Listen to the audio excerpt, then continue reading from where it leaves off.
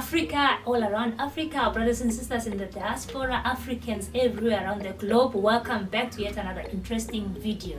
So today we are talking about the recently ended African Climate Summit in Kenya, which we saw different presidents from around Africa who came and, held hands, supported each other in communicating about solving the climate change problem that we have in the globe. That was between the 4th and 8th of September, about a week ago. In Nairobi.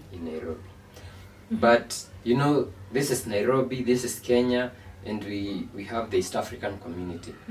And among the presidents who never came was the neighboring Ugandan president, Museveni. So, a lot of people went about asking themselves, why didn't he come? And why is it such a big problem? It's like a brother who doesn't attend he never misses a brother's event, He never misses anything in Kenya. And it was very amiss. That's the reason we're talking about it. And whenever he's in Kenya, he jokes. He says, some Kenyans are stealing my cows. It's usually very nice to have Museveni in Kenya. It's always nice. It's always, he jokes, people laugh, they joke about it. And people are asking themselves why.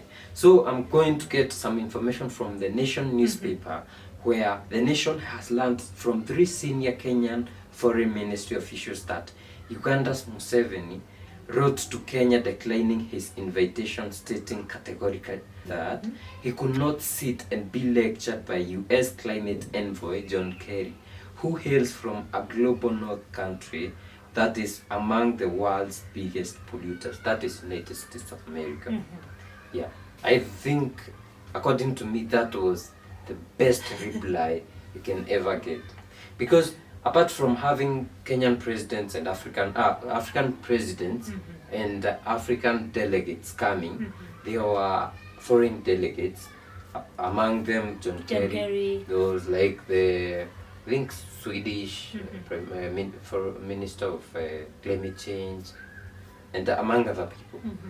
So I think what he said was good, because Africa pollutes only 4%. Like emits only 4% of the carbon dioxide that pollutes the whole. If you look at Europe, if you look at the US, Japan, China, those are the big guys. Actually, US and China are the biggest polluters. So coming to Africa to lecture us on pollution, that we have like this inch. Yeah, like 4% doesn't make any sense. And in fact, I don't even think it's felt in the whole. He said, I'm not going to that.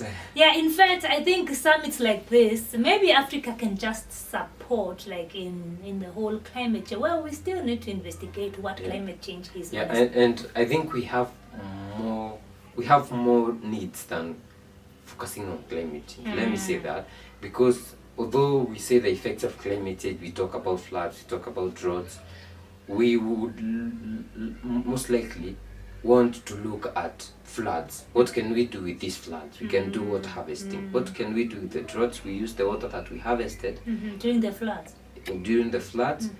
In the drought periods, to irrigate, so we get food. We can use that water to plant trees, so we reduce the effects of the climate change. Yeah, and I don't know if it's Museveni or it's in the same article where it talks about these big actors in the pollution, the climate change, whatever, should be the ones even meeting up and finding solutions on how they can support initiatives to deal with climate change.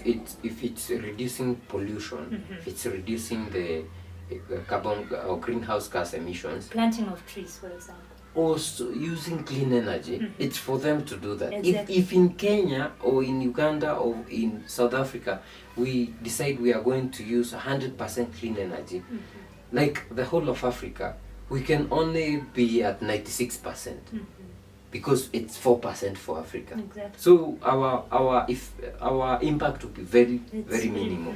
But I don't know why, like, we have to keep on being pushed on these issues of climate change. I don't know how. And some people will tell you that development was reached through using those clean energy sources like coal, fossil fuels, and all that. I think in conclusion, I would like to congratulate President Yoweri Museveni But you know, for nowadays, being, I think so far, I think that was just one of, we can say, one of, like, a reason not to come. Because we have seen Museveni for one. They had this bill, homosexual bill, which was passed, and he got a lot of backlash from the Western countries.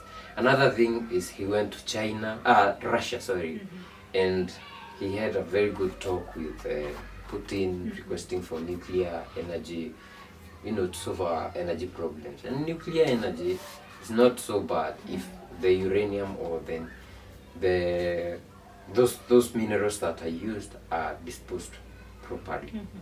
So I think he has decided enough is enough for him. And by there I saw he also banned the importation of second-hand clothes. He called them dead people clothes. People clothes, yeah. Yeah, so I think there's a lot that he's trying to do, and I support him. Congratulations, Mr. President. I think so for far him. you are the best we have Yeah. when it comes to taking firm decisions. Yeah. No matter who says what, no matter what criticism you get, you stand with your decision. And he's not afraid to. He's he's not afraid to voice it out. You know, there are those ones who say, "Oh, I was held up in such and such commitments of my country." This one will say it point blank. No, I'm not doing this because of this guy. You know, he's not even scared to face the person who's making him not come. You know, the reasons he's not gonna do it. If it's bisexual, whatever they call it, he says, no, not in my country. Go put your whatever in your country. It's not in our Practice culture. it there. It's not ours. It's yours. Keep it there. So he's just one of the best presidents that I think. I don't know what Ugandans think about their president, but from our angle, he takes decisions that are very those good. presidents who've been there for some time. We've seen President Museveni and the President Afwerki of Eritrea.